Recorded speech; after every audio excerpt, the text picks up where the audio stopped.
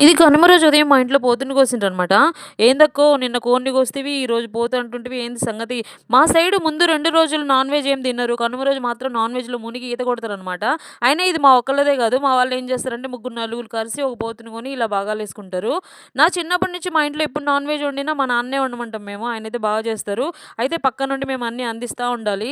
మా అమ్మా, నాన్నలకి మేము ముగ్గురు ఆడపిల్లోళ్ళము. అయినా చిన్నప్పటి నుంచి ఏ కష్టం తెలియకుండా పెంచిండ్రు. వాళ్ళిద్దరే కష్టపడేవాళ్ళనమాట. ఆ కష్టం చూసినప్పుడల్లా నాకనిపిస్తా ఉంటది. నేనైనా మగపిల్లోడినై పుట్టలేదని.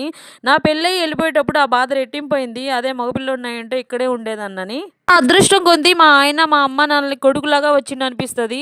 మా నాన్నకి, ఆయనకి మంచి బాండింగ్ ఉంది. ఎంతంటే మేమేదన్నా గొడవ పడ్డా సరే అందులో ఆలోచించకుండా నాదే తప్పంటారు మా వాళ్ళు. ఆ దేవుడికి థాంక్స్ చెప్పుకుంటా నేను. ఎందుకంటే వాళ్ళకి కొడుకులా పుట్టించినందుకు, ఆ లోటు తీర్చే మంచి భర్తని నాకిచ్చినందుకు. వీడియో నచ్చితే సబ్స్క్రైబ్ చేసుకోండి. సపోర్ట్ చేయండి. మీకు ఇలాంటి స్వీట్ మెమోరీస్ ఉంటే కామెంట్ చేయండి.